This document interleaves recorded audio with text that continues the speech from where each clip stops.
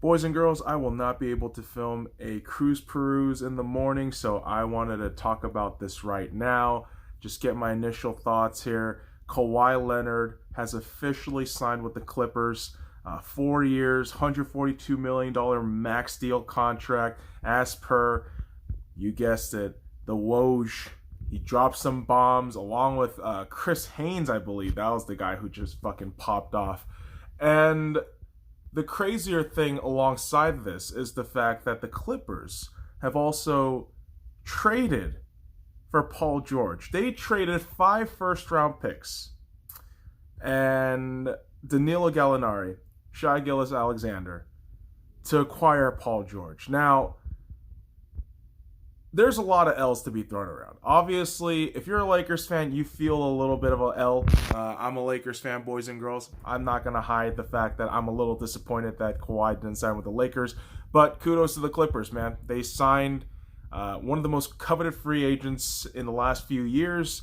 On the day, they absolutely deserve this win. They got the win. Jerry West, all those dudes at the front office just finessing their way through. Got this shit done, got the deal done. But I have to say, the OKC Thunder, man, they took a huge L in all of this. Westbrook, he's your guy, absolutely, but Paul George was playing so fantastically alongside him. Now you're just, now you don't really have anybody. That's the problem, OKC. I don't know. So the curious part now is how everyone is, overreacting. This is the whole nature of sports off season. We want to roll off the hype.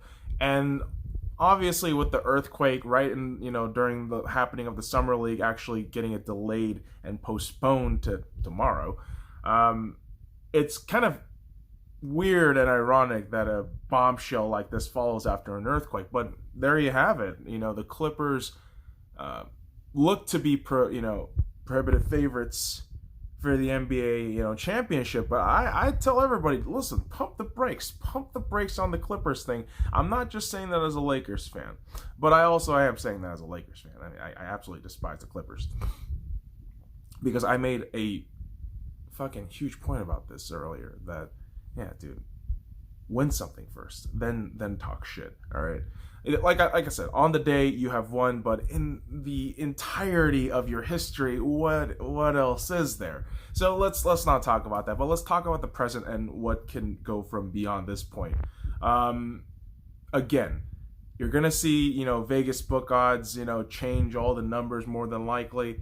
I would still think the West, because of this move, the West has become such a wide open front for that top 8 spot. I think it's just going to be these marginal fucking numbers between seedings now. It's going to be crazy. Teams like the Utah Jazz, Denver Nugget, Dallas Mavericks have all gotten better. Portland, for God's sakes, has gotten marginally better. And to think the Warriors are out of this, I think people are crazy. I think the fact that people think the Warriors take a huge L in losing KD, I think people forget what Steph can do, right? Steph is that guy who's able to get some magical shit done.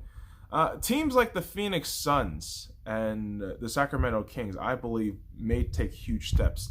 And you got complete question marks like the Lakers. Again, boys and girls, I'm a fucking Lakers fan. But I gotta be honest, man. 2 years, $30 million for Danny Green, that seems like a bit much and a bit of a panic move. But I can totally see the Lakers from this point on trying to find veteran minimums and that league exemption minimum or whatever that thing is. And they are going to be vying for a spot. I think the Lakers, if they make it to a playoff spot this season, it's going to be in the 8th seed. This West has just gotten crazy. I mean, let's not even forget teams like Minnesota. Good God. I'm already blanking out on this shit. I have all these fucking notes and resources, but you don't use it because dumbass me tends to overthink things. But yeah, I mean, I know I'm fucking blabbering. at this point. But the whole thing is, yes, the Clippers got Kawhi Leonard and Paul George. They've got quite the lineup. They really do. You could play Lou Williams off the bench. You still got Patrick Beverly in there. Montrezl Harrell, is that right? That's his name. He should be in there.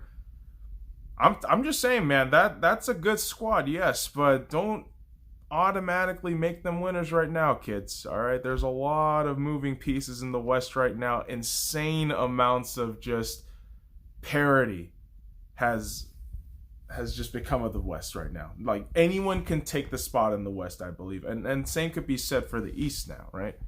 But we'll see what happens. Kids, don't overreact. Calm the fuck down. Think of the context too, right? That's the important part. But if you're a Lakers fan, hey, you could be a little pissed, you could be a little ticked off, but at the end of the day, we got Anthony Davis. People often forget how good Anthony Davis is. I forgot how fucking good he was in the midst of that trade with all the kids going away. I was upset. I'm not gonna lie about that. But you know, you sit and think about it and you think, wow, we got one of the top talents in the NBA in our squad, and we still got a LeBron James who may be on his downside right now, heading into his decline, but he can still produce decent numbers. And the question now is going to be how we fill out our roster. Probably guys like JaVale McGee, Rajon Rondo, KCP possibly on some of these deals, but we'll have to see. We'll just have to see what happens. And listen, I'll end it off with this. If I have to fucking read of these fucking, you know, bandwagoning Clippers fans coming out of nowhere, bloviating and just self-filleting themselves, I'm gonna fucking throw up, all right? You motherfuckers have a long way to go before you can talk a lot of shit right now, all right? So, kids, stay safe. Don't get crazy. Kawhi watch is finally over. Let's all get some sleep. Everybody just jerk yourselves off to sleep, all right? Deuces, whatever. Let's be out.